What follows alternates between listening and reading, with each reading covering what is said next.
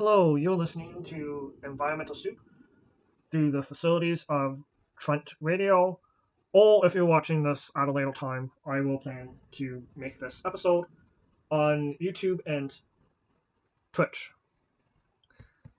And today I will talk about the carbon levy, as there's a lot of misinformation about that, and the carbon levy is going to increase on April 1st, but also the rebate is going to increase on the 15th if you live in one of the provinces that has a federal carbon tax or federal carbon levy. A levy is different than a tax, uh, which is why I use carbon levy. And it was in a Supreme Court ruling. Yeah, and then I will talk about uh, Doug Ford's statement on fourplexes, Canadian cities being included, the budget, and Highway 413 news that it's environmental assessment. The federal government is no longer doing an environmental assessment on the controversial Highway 413. I'll probably make separate episodes on 413 and the Ontario budget, and I don't know if I'll make them YouTube exclusive or not. It depends if I get to them. So the first article I want to talk about is called "The Carbon Tax Isn't Causing Inflation, No Matter What Politicians Say," and it's in the Norwal and published on December 14th, 2023, by Arno Kopsky. And then there's a section called "How Carbon Pricing Works."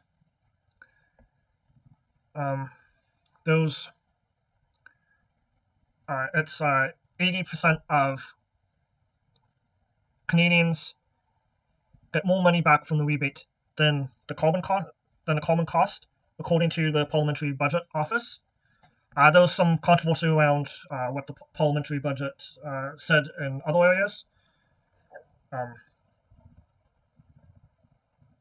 then the basic premise is the less you spend on carbon, the more rebate you get in the pocket, and the levy is supposed to encourage you to spend less on carbon, but the rebate allows you to spend on carbon reduction.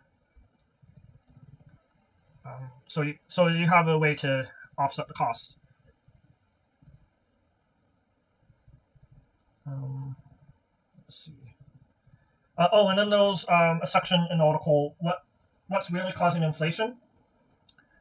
The Bank of Canada said that 0.15, so 0.15% is associated with the carbon levy, which isn't significant. To put that into perspective, inflation is usually around 2 to 3% each year. And then if the carbon tax, I also read somewhere, I forget where, if the carbon tax is eliminated, then it would be a one-time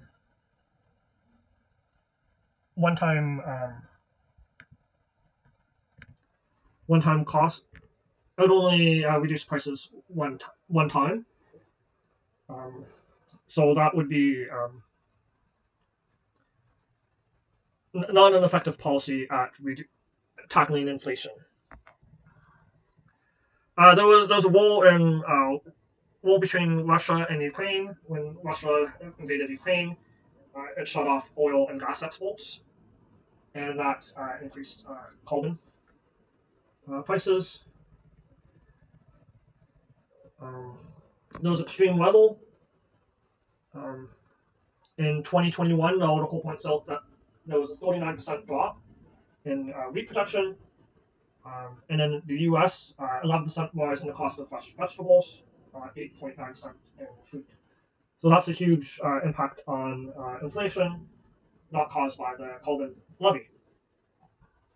Um, and then fossil fuels, by their nature, will increase greenhouse gas emissions, driving climate change, which this article points out. There's also the pandemic. Um, Global supply chains were all impacted as everybody had to stay home, or most people had to stay home. I shouldn't say everybody. Um, so those are some of the points that this article was making. Um, there's the Canadian Climate Institute said that the Parliamentary Budget Office's latest carbon pricing report has big flaws, and this was made um, in 2023 by Dale Biggin and Rick Smith. Um, the Canadian Climate Institute says that it did get right a few couple of things, that 80% of Canadian households will get more money back than they pay in most provinces. Climate Action Initiative rebates are lower in cost, and they are fair to lower income Canadians. Um, it fails to consider it did fail to consider economic benefits of carbon pricing and the cost of climate inaction. Um, I'll have to look for the actual report. But it says that this article says that Canadians already pay $720 a year for climate-related damages, and also points out that 92% of the global GDP is produced by countries working to reach net zero, and that will attract low carbon investment. And then there might be exports being penalized through border carbon adjustments. So there's a negative impact of not having carbon pricing or carbon action. Um, yeah, so there's this report, a distributional analysis of the federal fuel charge under the 2030 emissions reduction plan, March 30th, 2023. I don't know if this is the report that is being referred to. So the household net cost of the federal fuel charge. Oh, this is an update to the previous distributional analysis, and it does not attempt to account for the economic and environmental cost of climate change. It says that most households will see a net gain, and this is a report from the Parliamentary Budget Office, and this is on page 1. Let me see. I'll change it to. I'll change the screen.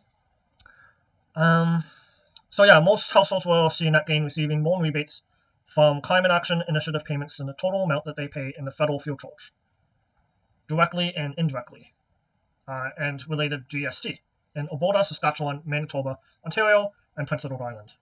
And since this report, Saskatchewan has decided not to collect the carbon payments, and I made a video of that decision,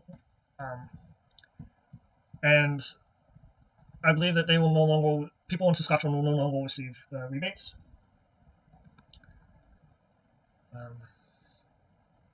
And then it says that the fiscal only impact of the federal fuel charge is broadly progressive because lower income households face lower net cost compared to higher income households.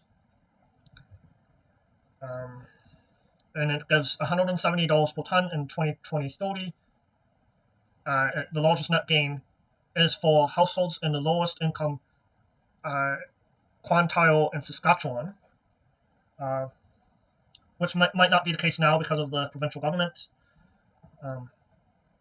And the largest net loss is for households in the top income in Manitoba.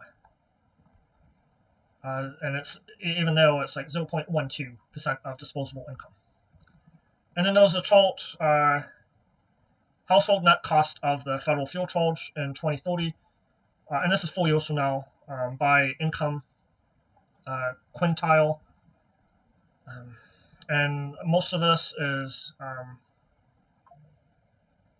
negative, negative being good, so there was less of an impact.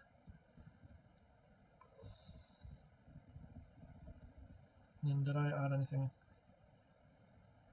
Oh, and then there's some highlights. Yeah, so then there's an open letter from economists on Canadian carbon pricing. And then there's still a button to sign the letter. I think you can find it on, I found this on Google. So it says, as economists from across Canada, we are concerned about the significant threats from climate change. We encourage governments to use economically sensible policies to reduce emissions at low cost, address Canadians' affordability concerns, maintain business competitiveness, and support Canada's transition to a low-carbon economy. Canada's carbon pricing policies do all of these things. There is plenty of discussion about carbon pricing in Canada today. Healthy public debate is good, but it should be based on sound evidence and facts. Let's examine some of the claims made by critics of carbon pricing and compare them to what the evidence shows. And then this level lists 5 claims. The first claim that it lists is carbon pricing won't reduce greenhouse gas emissions. And then it says this letter says not only does carbon pricing reduce emissions, but does so at a lower cost than other approaches. And then it says that greenhouse gas emissions have fallen 8% since carbon pricing has been implemented. And you can verify this by looking at the greenhouse gas inventory, which individual nations report greenhouse gases. So that this is something that people can verify. And then they say when something costs more, people use less of it. This makes sense.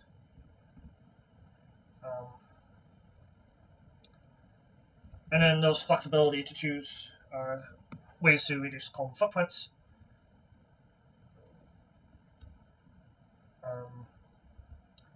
And then there's claim number 2.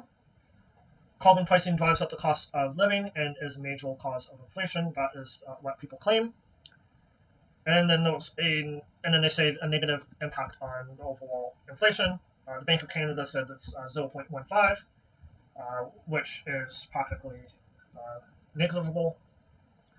There's factors such as the COVID-19 pandemic, which the article talked about.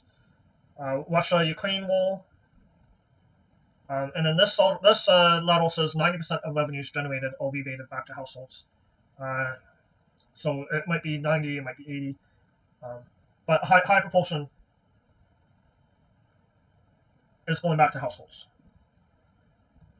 Oh, it's 80% of people get more money back than they pay into it, and 90% is rebated back to households. Okay, that makes sense.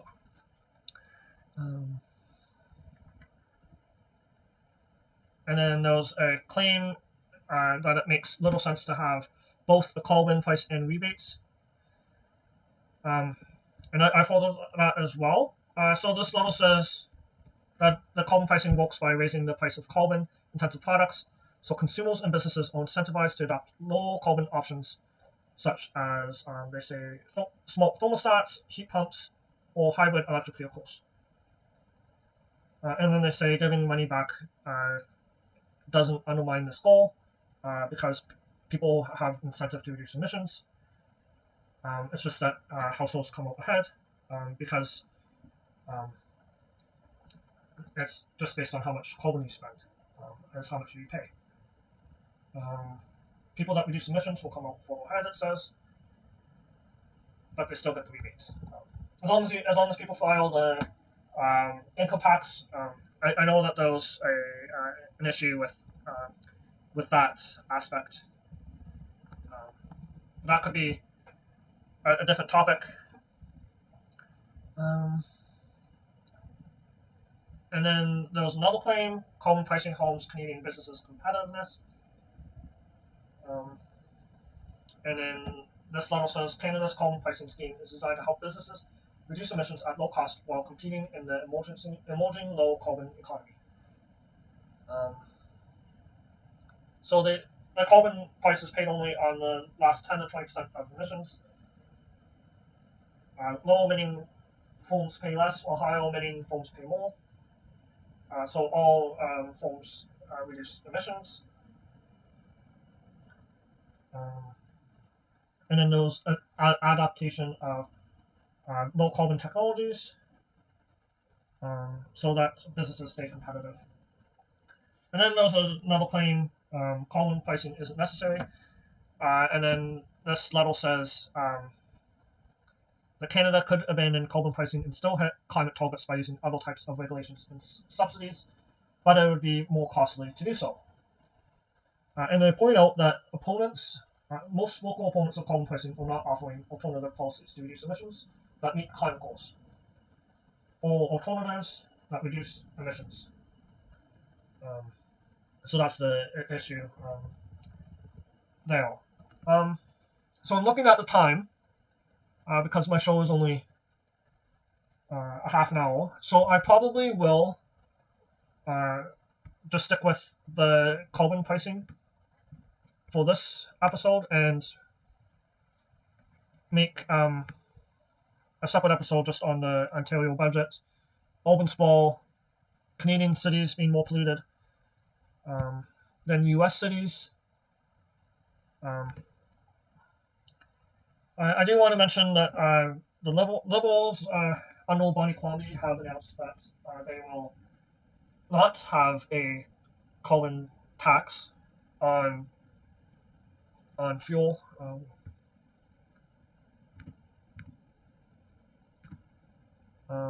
Let's see. Oh. Yeah, so I want to mention that. I think that is a bad policy to abandon a carbon tax option. Um, there is also, I don't think I have that article lined up. Um, yeah, it was just saying that they would look at other options. Um, looking at what's happening, it does look like the price, carbon tax is the most effective tool to reduce carbon emissions as well as cheapest. Um, so the next article is Carbon Tax Truth is Out There in the National Observer, and this was by John Woodside. And it's saying that the Conservative leader is misleading Canadians.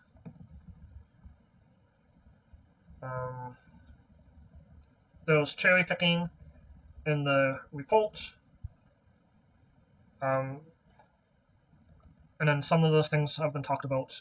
There's an overdependence on fossil fuels. Well, and someone said that over the lifetime of the product, and this is a quote, it's cheaper to power a car with electricity than gasoline. It's cheaper to heat a home with a heat pump than natural gas, and it's cheaper to cook on an induction stove. The article points out that renewables keep falling as the price of fossil fuels increase. And people are opposing a policy that is putting money in their pockets and is contributing to the kinds of action to address climate change that they say that they want. And that's from Harrison, and a quote in Harrison. I wish I wrote who Harrison is. Oh, a University of British Columbia political science professor and carbon price expert. And let's see. Oh, here it is. The article that I was briefly talking about. It's the CBC, Ontario's Rural Provincial Carbon Tax as part of 2026 election platform, which I think is bad policy. And it says that the reason why there's a federal carbon pricing is because Doug Ford withdrew the province from a cap and trade system after the government came to power. Anyways, I hope that you have a good rest of your day, and I will be back with a new episode. Bye for now.